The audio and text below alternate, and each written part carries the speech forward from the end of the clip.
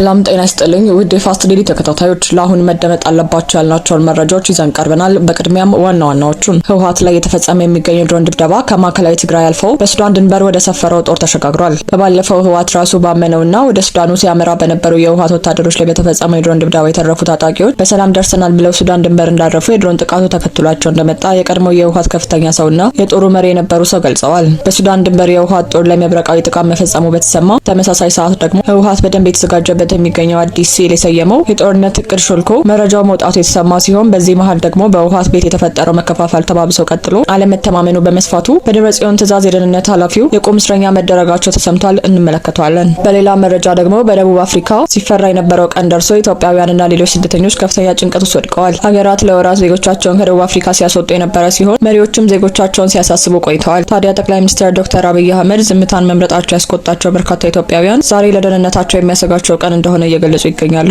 ዝርዝሩን እንደሚከተለው ቻናሉን ሰብስክራይብ፣ ፕሮግራሙን ላይክ እና ሼር እያደረጋችሁ አብራችሁን ትቆዩ ዘንድ እየጋበዝን ወደ ዝርዝሮቹ ተሸጋገርን። ህወሓት ጽምዶ በሚል በፈጠረው ጥምረት ውስጥ ከጎኑ ያሳለፈውን የአልቡርሃን መንግስትን ለማገዝና በሱዳን በኩል ወደ ኢትዮጵያ ጥቃት ለመክፈት በማሰብ ወደ ሱዳን የላከው ጦሩ ሱዳን ለመግባት በሚሞክርበት ጊዜ የተወሰደበት የድሮን እርምጃ ሱዳን ከገባ በኋላም ተከትሎት እንደሄደ ተጋልጧል። ህወሓት ወደ መሀል ሀገር ሰብሮ ለመግባት ከውጭ ወደ ውስጥ በሱዳን በኩል የተለያዩ ግንባሮች ጥቃት ለመክፈት ሰፊ ወታደራዊ ስትራቴጂ መንደፉን ጀነራል ጻድቃን ገብረትንሳኤ ያጋልጠዋል። በወልቃይት ሲጠበቅ የነበረው የህወሓት ጥቃት ባልተጠበቀበት ግንባር ሊፈነዳ እንደሚችል ጀነራሉ ተናግረዋል። ጀነራሉ በህወሓት ወታደራዊ ዝግጅት ላይ በሰጡት ማብራሪያ በአፋርና አማራ አዋሳኝ አካባቢዎች ተደጋጋሚ ትንኮሳዎች የፈጸመው ህወሓት የትኩረት አቅጣጫውን ቀይሯል ብለዋል። በምዕራብ ኢትዮጵያ በኩል ጥቃት ከፍቶ ወደ መሀል ሀገር ለመገስገስ አስቦ የተንቀሳቀሰ መሆኑን ጀነራል ጠቁመዋል። ጀነራሉ በምዕራብ ኢትዮጵያ በኩል ሲሉ በቤንሻንጉል ጉሙዝ ክልል በኩል ማለታቸው ነው። የህወሓት ጀነራሎች በአሁኑ ወቅትም ሰፊ ወታደራዊ ስትራቴጂ ነድፈው የተንቀሳቀሱ መሆኑን የገለጹት ጀነራሉ በተለይ ከውጭ ወደ ውስጥ ለማጥቃት ተዘጋጅተዋል ብለዋል። ለዚህም ሱዳንን እንደ ዋና ወታደራዊ መንቀሳቀሻ የተጠቀሙ መሆኑን ተጨባጭ መረጃዎችና እንቅስቃሴዎች መኖራቸውን ተናግረዋል። ሱዳን ውስጥ ለዓመታት የተደራጀው አርሚ ሳባ እንደ ቀጠናዊ ሚዛን ማስጠበቂያ ለመጠቀምና ከውጭ ወደ ውስጥ ለማጥቃት ተጨማሪ ኃይል እያስገቡ ነው ብለዋል።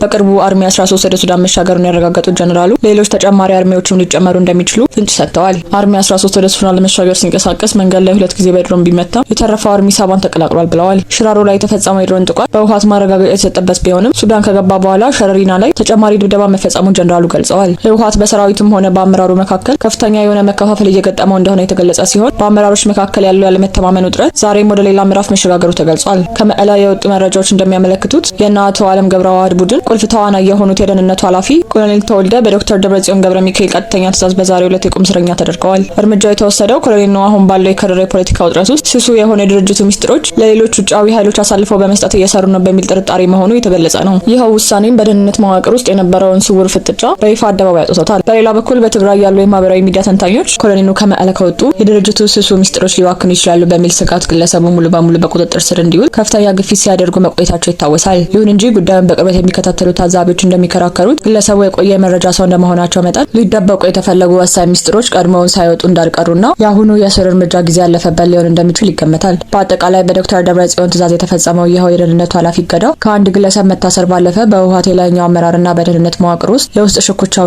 ጥልቅ ያለመተማመኑ ሁኔታ የመጨረሻው ጫፍ ላይ መድረሱ ማረጋገጫ ነው ተብሏል።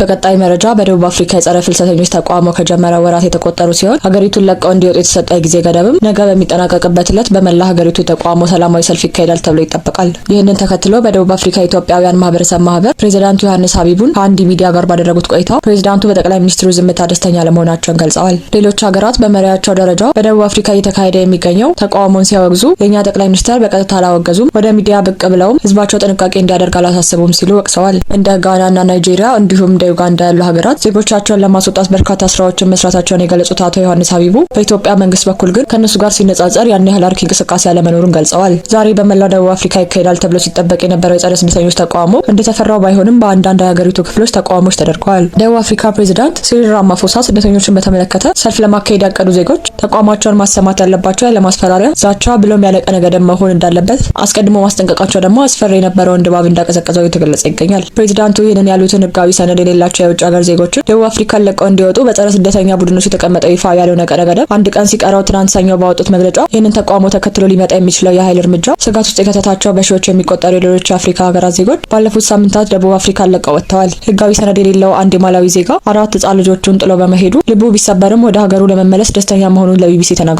ባለፉት ጥቂት ወራት ወዲህ ስደተኞች ላይ የሚነሱ ተቃውሞዎች ጎልተው ታይተዋል። ፕሬዚዳንት ራማፎሳ የስደተኞች ጉዳይ ላይ ሪፎርም እንደሚያስፈልግ ተቀብለው ሰልፈኞች ግን በሰላማዊና ኃላፊነት በተሞላበት መንገድ እንዲንቀሳቀሱ በተደጋጋሚ አስጠንቅቀዋል። ፕሬዚዳንቱ በሳምንታዊ መግለጫቸው ለሀገሪቱ ዜጎች ባስተላለፉት መልእክት ደቡብ አፍሪካ ውስጥ የሚኖሩ አንዳንድ የውጭ ሀገር ዜጎች እዚህ ያሉት በህጋዊ መንገድ ነው ብለዋል። ይሰራሉ፣ ይማራሉ፣ ቤተሰብ ያስተዳድራሉ፣ በኢኮኖሚያቸው ላይ ኢንቨስት ያደርጋሉ፣ እንዲሁም ለማህበረሰባቸው አዎንታዊ አስተዋጽኦ ያበረክታሉ።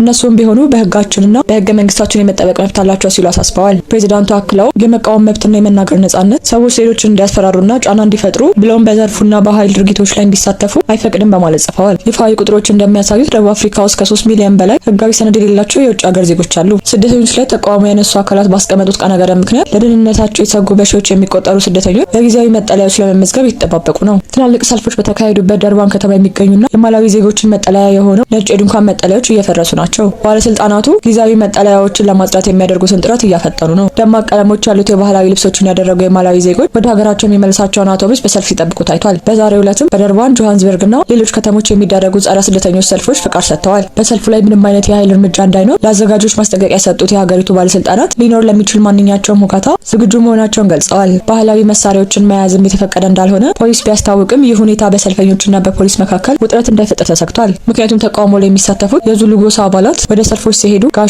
ጅራፍና ዱላ የመያዝ ልምድ አላቸው። የመንግስት መረጃ እንደሚያሳየው በ2026 መጀመሪያ ላይ ተቃውሞ መነሳት ከተቀሰቀሰበት ጊዜ አንስቶ ከ12000 በላይ ስደተኞች ተባረዋል፣ ወደ ሀገራቸውም ተመልሰዋል። ባለፉት ሳምንታት ውስጥ ጋና፣ ማላዊ፣ ሞዛምቢክ፣ ናይጄሪያና ዚምባብዌ ዜጎቻቸውን በአውሮፕላን እንዲሁም በአውቶቡስ ለማስወጣት ጥረት አድርገዋል። የእነዚህ ሀገራት ዜጎች የሆኑ 3500 ገደማ የውጭ ሀገር ዜጎች ለመውጣት ፈቃደኛ መሆናቸውን ገልጸዋል። የተወደዳችሁ የቻናላችን ቤተሰቦች ለአሁን ለእናንተ ይመጥናሉ ብታዳምጧቸው ታተርፉበታላችሁ ብለን የመረጥንላችሁ ዕለታዊ መረጃዎች ወደ እናንተ አድርሰናል። በተመሳሳይ ሀገራዊና ቀጠናዊ ጉዳዮች ይዘን እስከምንገናኝ ቸር ቆዩ።